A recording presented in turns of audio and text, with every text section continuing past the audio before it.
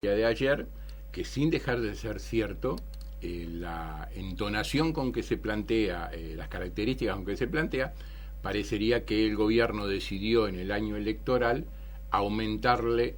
a los pasivos y a los trabajadores públicos una cantidad que es muy significativa con respecto al gasto total del presupuesto nacional. Entonces nosotros lo que aclaramos, en primer lugar, que eso no es por el gobierno el que lo hace en el año electoral, sino que es disposiciones constitucionales y producto de una política que no es del año electoral, sino que es desde el 2005 en adelante, que a través de la negociación colectiva de los consejos, en los consejos de salarios, tanto públicos como privados, se ha aumentado el salario real. Y automáticamente, constitucionalmente, se traslada ese aumento del salario real a el aumento de las pasividades. Entonces, este mes de enero del año 2014, el aumento de las pasividades es del 12,33%, muy por encima de la inflación, más allá de cómo se pueda calcular si con diciembre o sin diciembre, alrededor del 8%, un poco más pongamos el 9% para que se queden todos tranquilos. Bueno, es el 9º año consecutivo en que el ajuste de las pasividades como producto del aumento del salario real crece muy por encima de el índice medio de la inflación, acompañando al índice medio de salarios. O sea que los salarios aumentaron durante todo el año y las pasividades tienen el ajuste, tal como establece la Constitución, el primer día del año siguiente de cada año. Eso entonces no es una política electoral, es una política, si se quiere, de Estado, que ha cambiado a partir del año 2005, en el cual se ha priorizado la recuperación del salario real y de las pasividades reales con aumentos por encima de la inflación.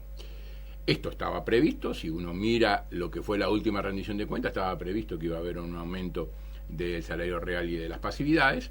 y por lo tanto no genera no genera ninguna alarma. Yo ponía en ese sentido en las redes sociales que alarma sería si estuvieran con estos datos, estuvieran otros gobiernos que han sabido responder de una manera muy distinta a lo que ha hecho el Frente Amplio ante aumento de las pasividades, y me refiero directamente a lo que pasó en el año 1990, recién ingresado el Partido Nacional, el doctor Lacalle, al gobierno, que tuvo precisamente la primera aplicación de la reforma constitucional que, como recién decía, hace que a los jubilados le corresponda el aumento el mismo aumento del índice medio de salarios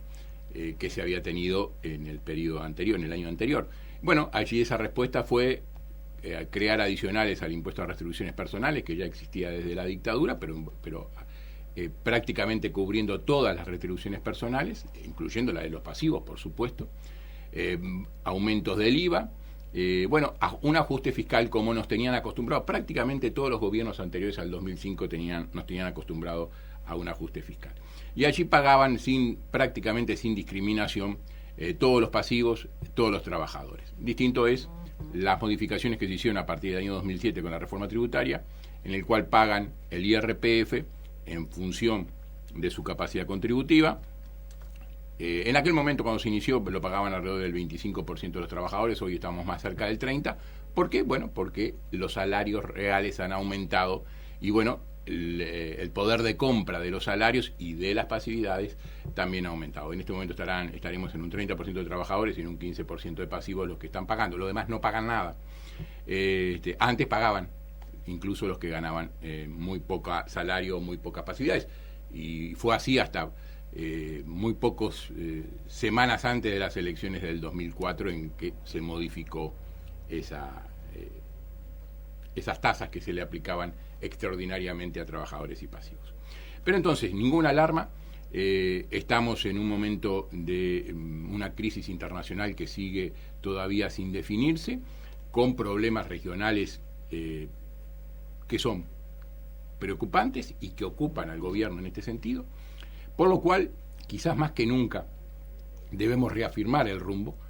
porque los uruguayos deben recordar lo que fue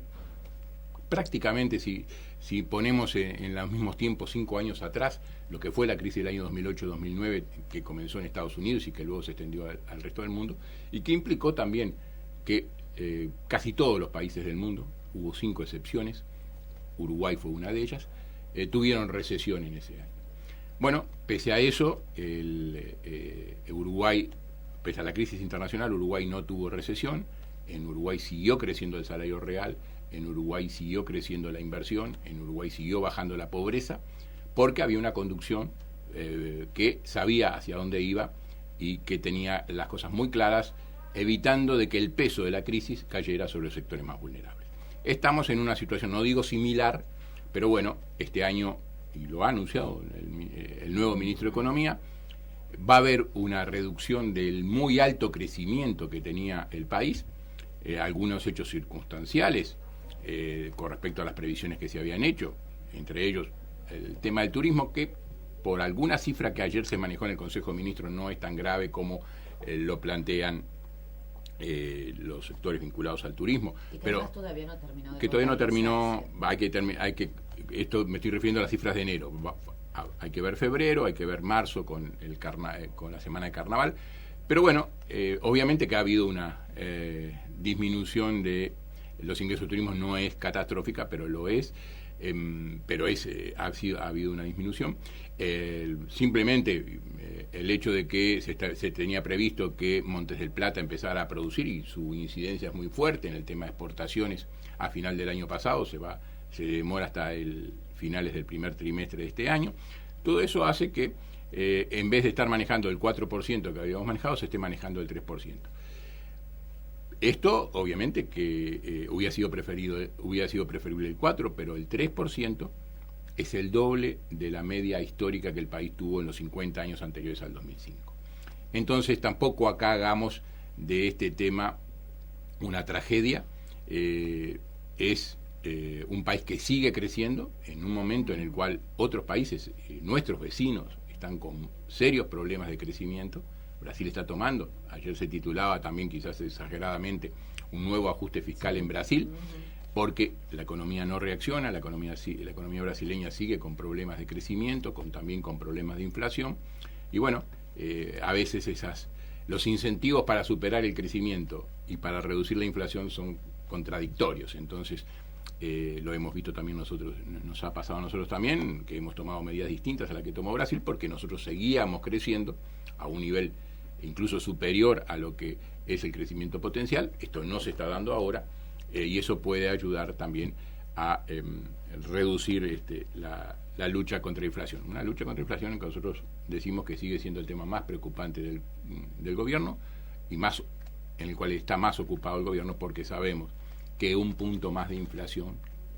que parece poco, hablando de inflaciones de menos de un dígito, pero incide directamente, fundamentalmente, en los ingresos de los sectores más vulnerables. Entonces nosotros, es nuestra ocupación permanente seguir luchando contra este tema. Hemos tenido, lamentablemente, acontecimientos naturales que no ayudaron, sino que por el contrario van a incidir sobre el precio de algunos alimentos, fundamentalmente frutas y verduras, que es un componente importante de nuestra canasta de alimentos y por lo tanto del índice de precio del consumo. Y bueno, seguramente en febrero no tendremos buenas noticias, pero estamos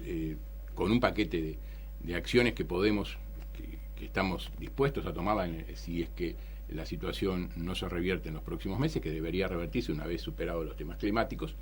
como para evitar de que la inflación pueda ser un tema de preocupación para la mayoría de los uruguayos.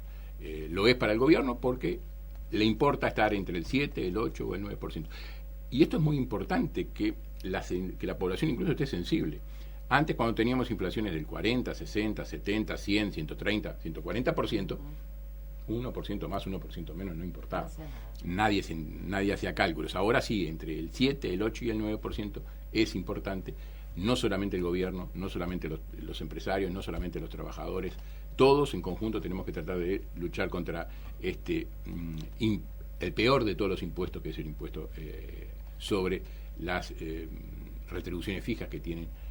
pero que han crecido en forma muy importante, pero que tenemos que seguir trabajando para que lo sigan haciendo y que no se vean afectadas por el nivel de precios.